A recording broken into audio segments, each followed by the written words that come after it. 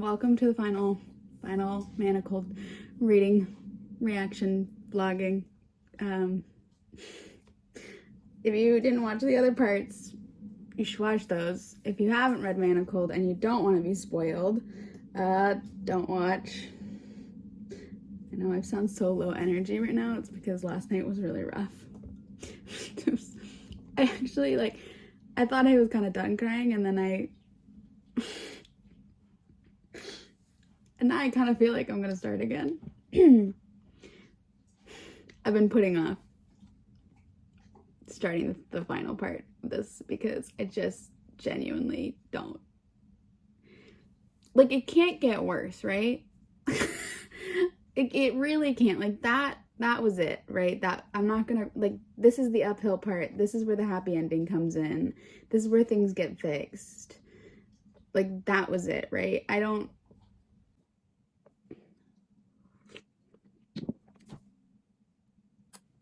gonna regret those words, aren't I? Anyways, let's go. Let's start. I'm genuinely terrified. I genuinely thought that the flashbacks were gonna be them at school, little brief meetings, them having a crush on each other. I almost think I think I could have I don't know if I could. I don't think anything can make that better, but for some reason this actual falling in. No, that was worse. It was bad. It was really bad. It was really, really bad. People are oh yeah, Manacled will crush you. You're yeah, Manacled will crush you. For so many... It literally has taken away my ability to form complete sentences. I have immediately regretted my decision. I regret.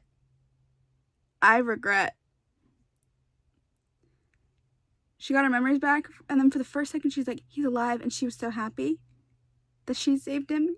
And then she remembered everything, and now I'm remembering everything. I'm coming back out of it too, and I don't like it here. I am not having a good time. Did he actually kill Jenny?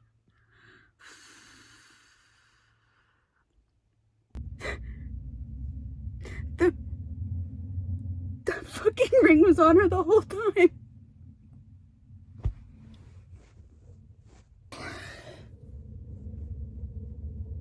He did all of that for her. Jenny's alive. I honestly don't know. I don't know what I'm feeling. I don't know what I'm thinking. All I know is none of this is okay.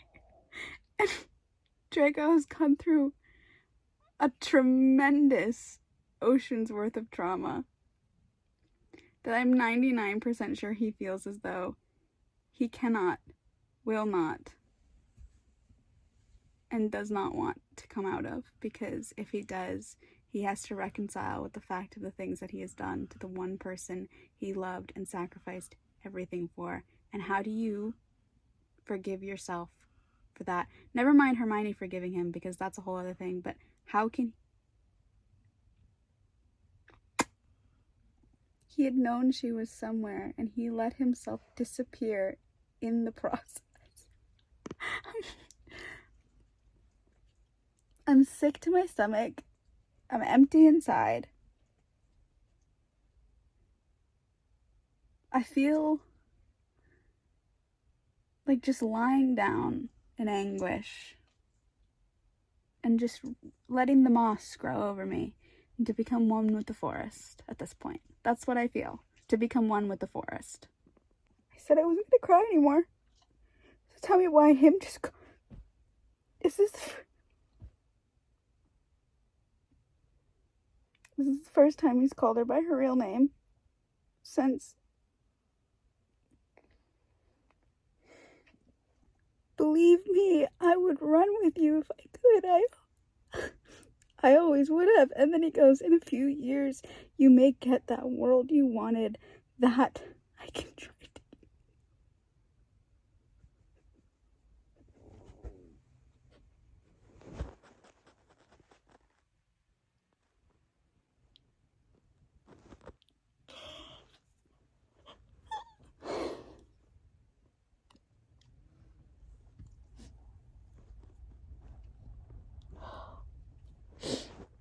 do it all again to save you.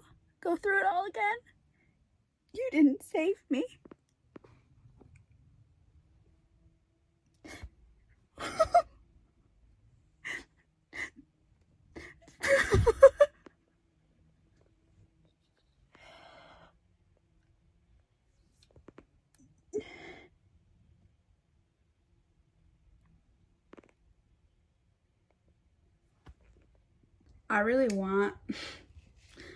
I want all this pain to end, but in a weird way, I don't want to stop reading. Like, I don't want the book to be done. Like, who am I to become at the end of all of this? Not to become, but who am I going to be left with? I think that's really the question. I'm not becoming anything. I'm not...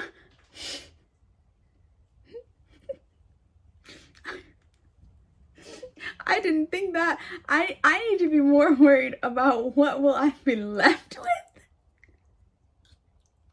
I was so prepared for the pain that Hermione was going to go through in this, right? Like, Handmaid's Tale, forced pregnancies. I had that under my belt. Like, I was like, okay, I can deal with that. I was so it wasn't even that I was underprepared. I was zero amount prepared for the amount of Draco trauma that I was going to endure. I'm not enduring it. I'm sinking. I'm sinking under the waves, and it's getting worse because I always say this. This is one of my favorite things to say. I was someone who's like a trauma survivor from like long-term, as Draco has been, long-term like PTSD and like whatever. The surviving is the easiest part. Like, once you're through it, you're through it. Like, being in the moment, that is the easiest part about going through something traumatic. The car crashes.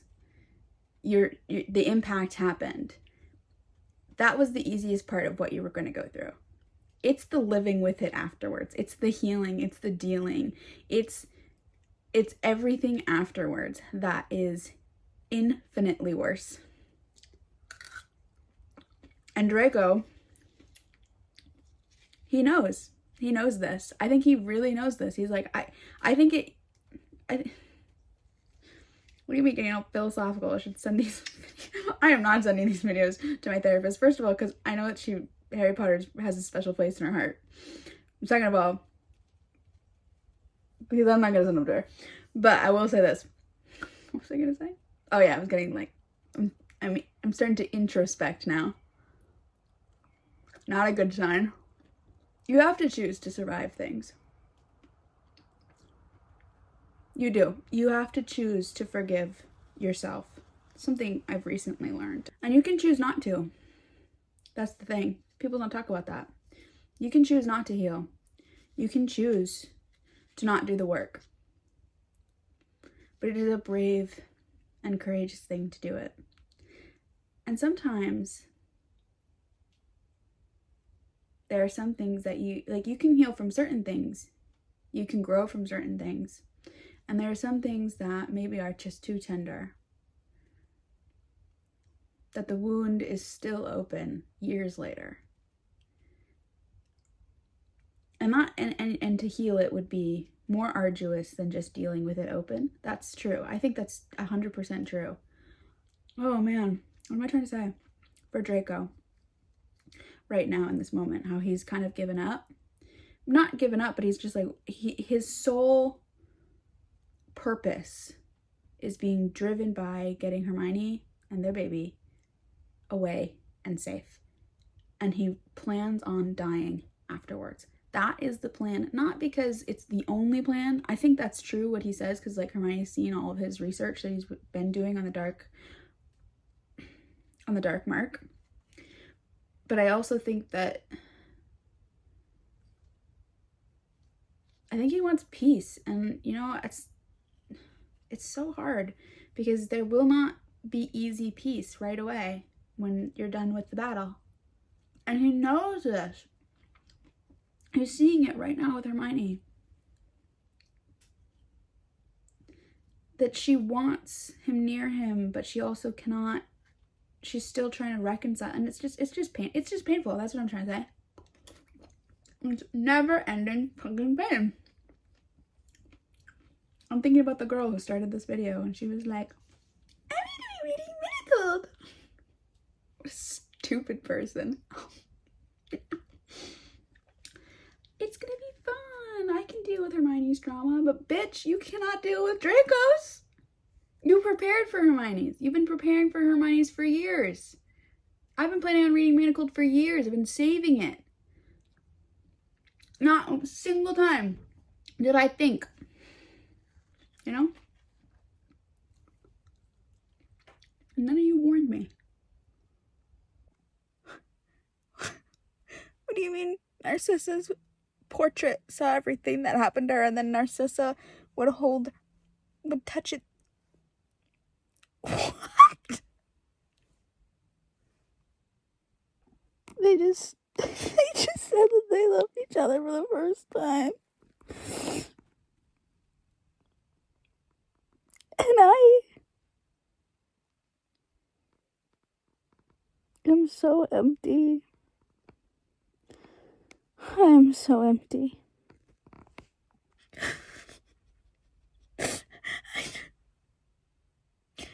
Draco is telling Hermione about what he was like as a boy because she wanted stories.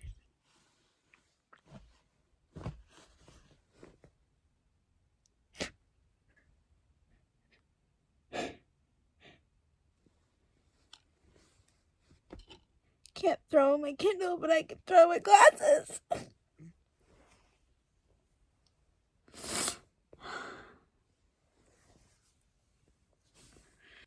Jail. I want this. You say your name's Sin Lin Yu? Jail. I want her in jail. She needs to pay for her crimes. Draco picked up her right hand and pressed his left hand against it. His thumb and index finger both twitched faintly. Hermione's entire hand spasmed against his. Which of us has hands steady enough to build a bomb? What? Crimes against me in the fandom and people who aren't even in the fandom. That's what this is. She needs to pay for it. But instead, I'm going to pay her because I'm going to buy her. I'm going to buy the book. And I'm going to re-traumatize myself. In September. It's not funny, but I told you I laugh when I'm upset. He planned for his wife to be killed because she attacked what was his. You don't understand. He planned, spent time ruminating, putting pieces on the board, slowly. I don't think you all realize I'm crashing out. That was the only reason I let her live. I want to lick the side of his face. Like, not anywhere else, just the side of his face. Is that weird? Have I bordered on weird yet? I thought this book had taken the last shred of me. But Topsy demanding Draco say goodbye to her. Just one more thing I didn't know I needed to prepare for. It's fine. I want to be done. I want to be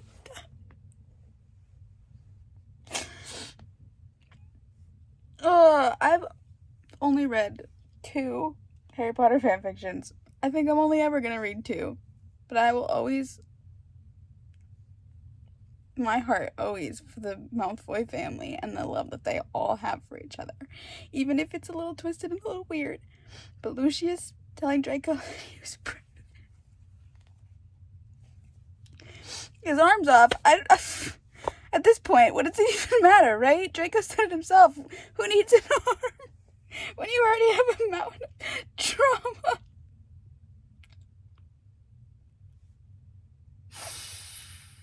I feel like Hermione. She's like, they have this like fleeting moment where they're free and they're out and they're safe. And Hermione's like, it's gonna shatter, it's gonna shatter. And I'm like, yeah, bestie, it's gonna shatter. Me too. I feel the same way.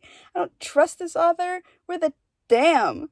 It's all gonna fall apart so soon. Someone's gonna show up, someone's gonna hurt them.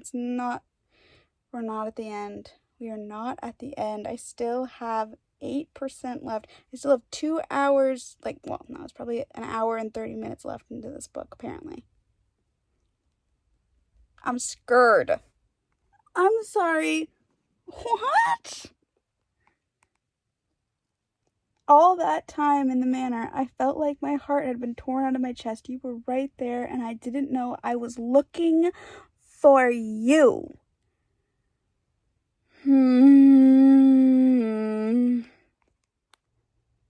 She said that you set the rooms up. He nodded. They're lovely. He grimaced. It's gotten cramped. I got carried away buying books. She smiled and gave him a sidelong glance. That's why it's lovely.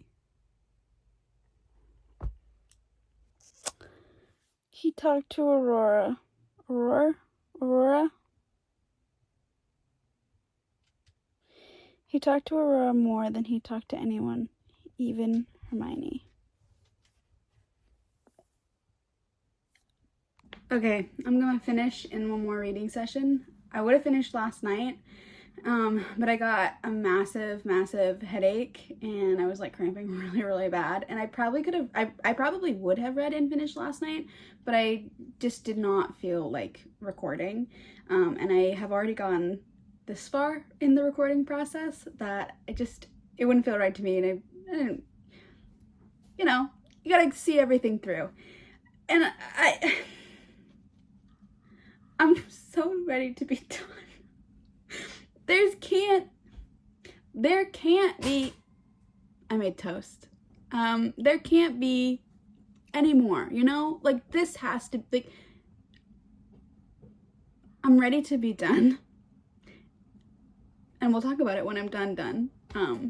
But yeah, it's sunny, the sun is shining, I am showered, I'm gonna eat some toast.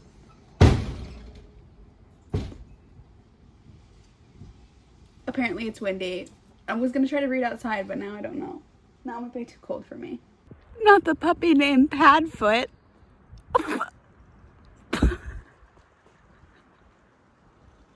I want this poster of Ginny kills Lord Voldemort. I want that. I'm gonna get it printed and I'm gonna put it in my bedroom when my house is done. Okay? I want you all to know that. Look me in the eyes. Look me in the eyes. It's happening. It's happening. That's the most badass thing I've ever seen. Little James and Rory and their stupid dog. No, I am so done with this. I'm so done with this. You're telling me that's the last line. She was a non-active member of the Order of the Phoenix and did not play. That's the last line.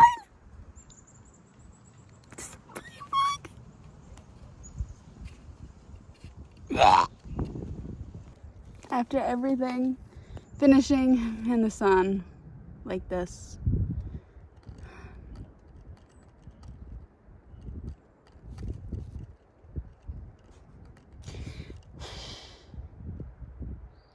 I appreciate how brutal, how honest.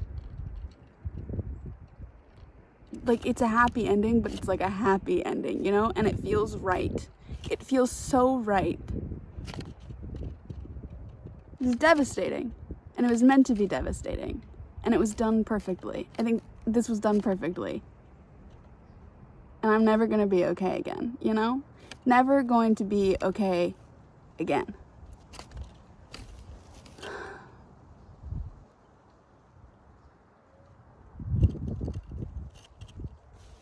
I think I am finally ready to do the last part of this. You don't know this, but I finished reading Manacled. Why am I crying? Because literally, why am I even crying? What is wrong with me?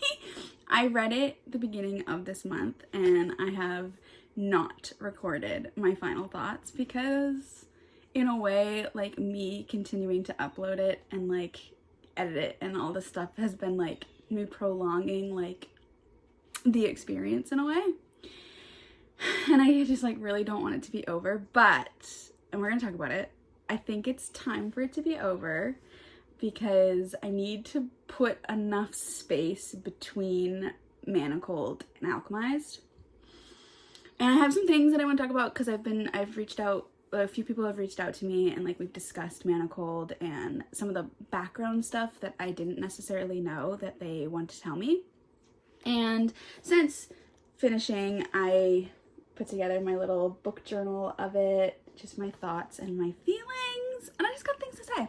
The one thing I would like to start with, because I think it's funny, is throughout these videos, I was like, I'm not going to tell my therapist about this. And then I sat down in my therapist's office like the week after I had finished, and it just came out of me, and I spent like a really long time like just kind of like regurgitating and going through the way that I felt through reading this. And my therapist like kind of looked at me like I was insane, but in a fun way, in an endearing way.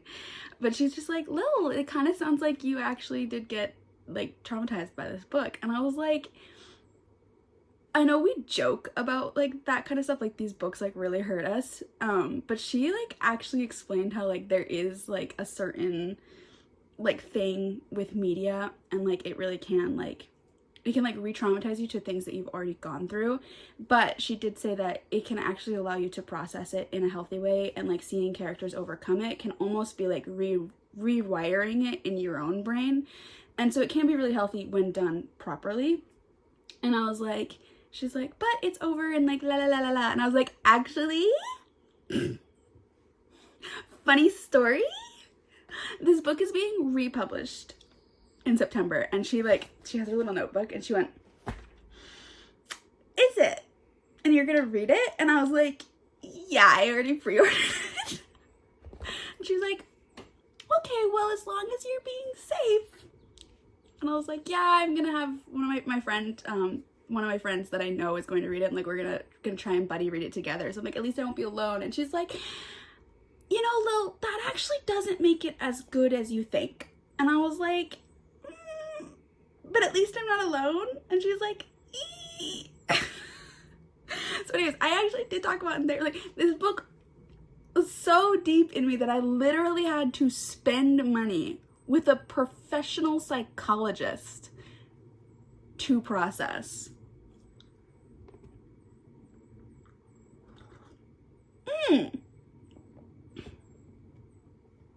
So anyways, I have to pull it out, but I'm gonna share what, maybe I should save that for last, actually.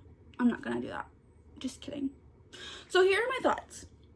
I think Manacled is a masterpiece, and when I was first reading it, before I had gotten to the flashbacks, I was like texting my friend who's read this, and I was like, I actually think that Alchemized might be better than Manacled when I was in the first part. And that was because in the first part, there's so much that you can make like unique and like kind of make, or, you know, in quotations, original, and almost make it even richer and better in a sense. I was like, there's so much that that this author could like expand on and delve deeper in and whatever. But then when I was reading the flashbacks, I was like, how is it?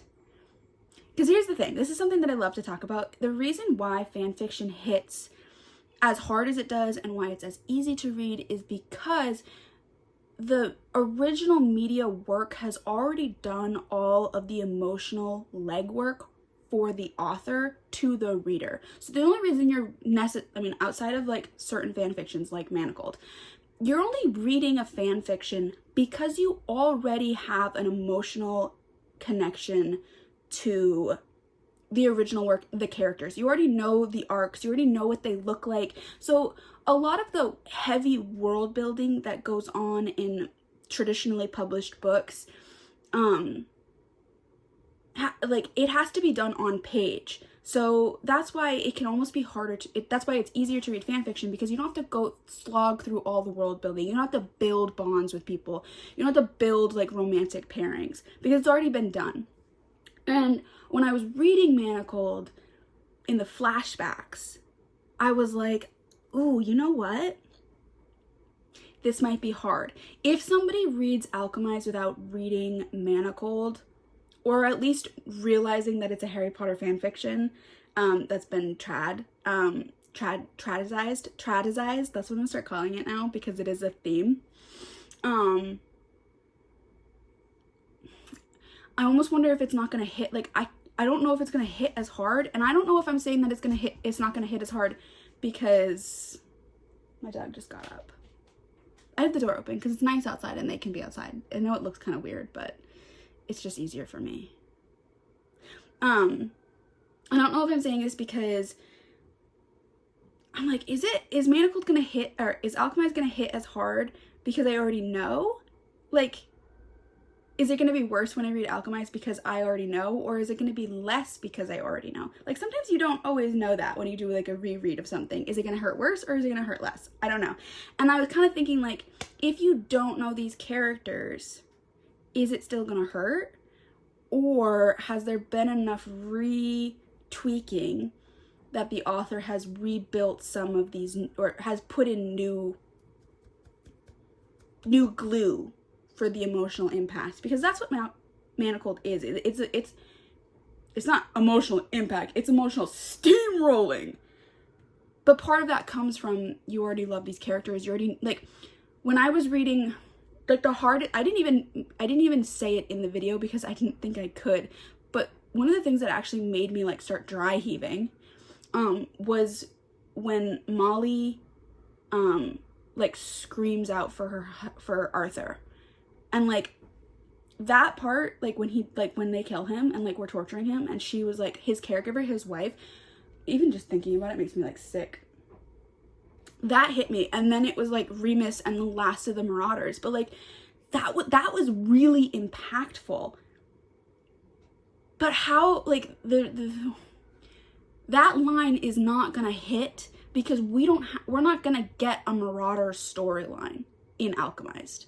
You know what I mean?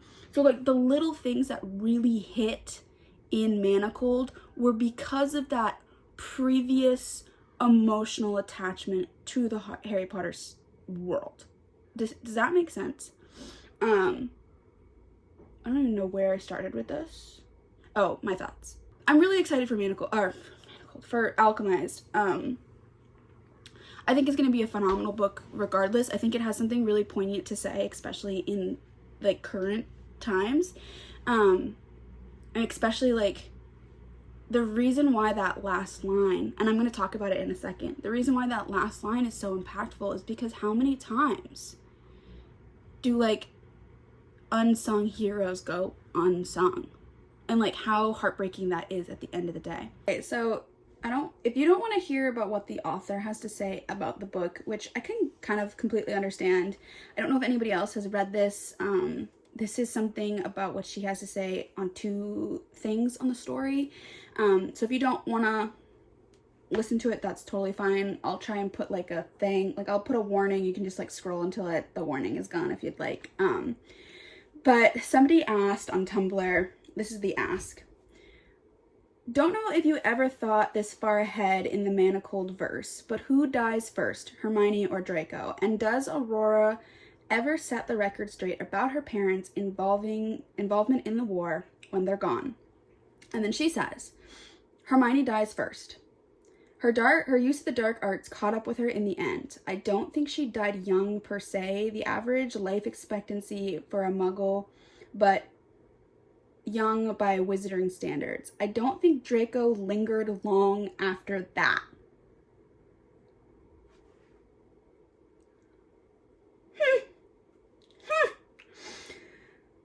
And then the next part of the question. So there was this metafiction concept I had when writing Manacled that I had ultimately decided to omit. The Handmaid's Tale concludes with a meta-fictional epilogue, which Offred's story was a cassette being studied in history class in 2195.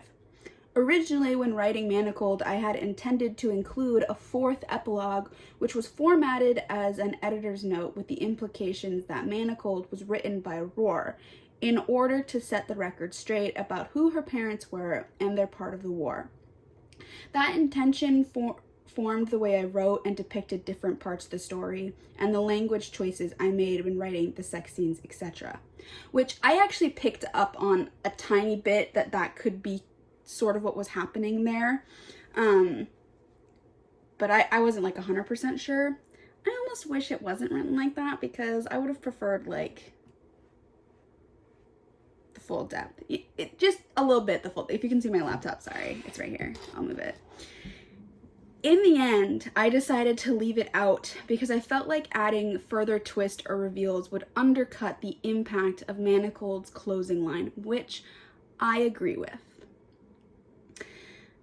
Because, of course, the vindication of the setting the record straight is so desired by most people, the injustice of Hermione being a footnote and is intended to burn. Soothing that sense of indignation wouldn't have made the point that I really wanted to make, that war is unjust. And we forget most of the people who fought and suffered, most simply because we never learned their names. If the story was going to have a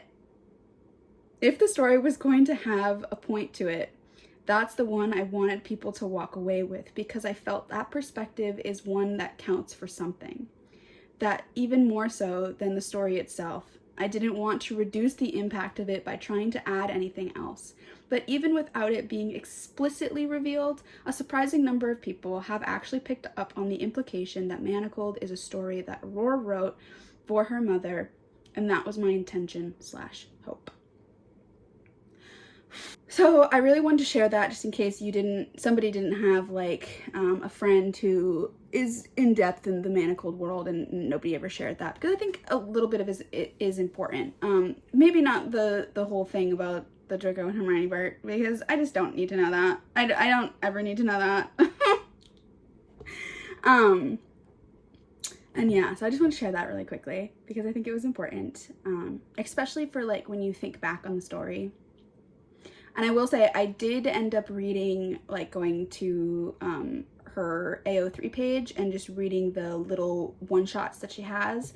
They're very cute and fun, and I would actually 100% read like Aurora as an adult and like her life. I think some of those little one-shots were really cute. And yeah, I wanted to do like my final thoughts and my review and like all the stuff at the end of this video. That was always my intention. I keep circling back to this one quote, and I'm like even like trying to think of like I wanted to make like an Instagram post of it, and I just like the caption, the only thing that I could ever say about this book, and even now like when I'm trying to talk about it, this one quote is the only thing that comes to mind, and it is, if I loved it less, I could talk about it more. Like there's nothing to say. There's literally nothing to say. I have no words. Zero. I got nothing. And it's not because like I have moved on. Like I know, and I was like, I got nothing in the video. Yeah. Now I really like when I really sit with it and I really think about the story and everything that happened, I have nothing to say. I don't think there is anything to say. I think that is a story that is, you know, when it feels like, have you ever seen like, this is gonna sound kind of crazy, but like, have you ever like seen someone crash into a tree, right? Or like there was a crash at a tree and you can like see it fresh. And then as the years go by, that tree is still living, and like eventually like the old parts fall off and like a new part of the like the bark of the tree comes back, but there's always just this like, you can always just tell that one tree had a car crash on it at one point. That's what it feels like. It feels like that's what that story is like, it's just always will be and always is, and it just, is.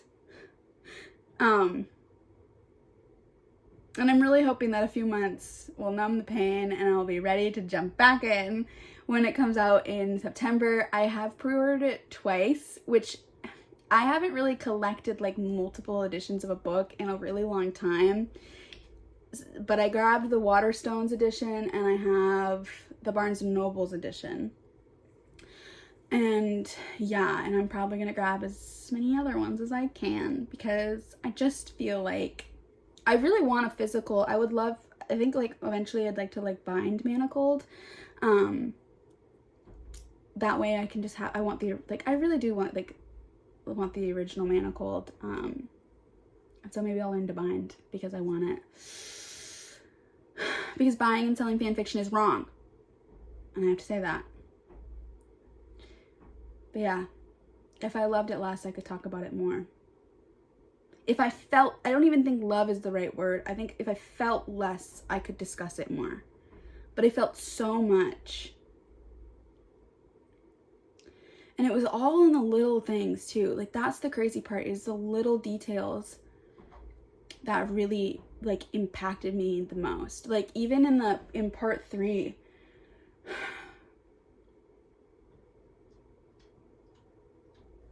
I didn't even talk about it when it happened because I just didn't even know if I could. When Aurora was born, and like, I don't even know if I can, I honestly don't think I can talk. Like I literally, there's so many tiny pieces that I literally cannot talk about.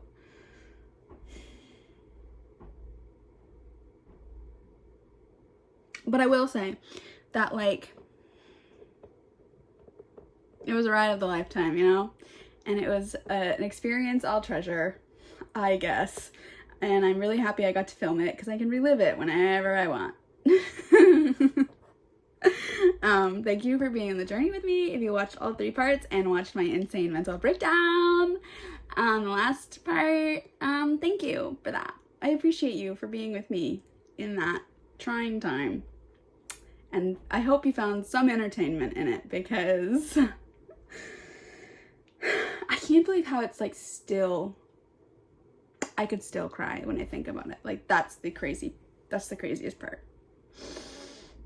That's the craziest part. That's it. We're done. No more Manacled talk. We'll talk about Alchemized when we got something to talk about with Alchemized. Oh, you know what? Part of me wants to cancel my Barnes & Noodles pre-order and like go and pick it up at the store.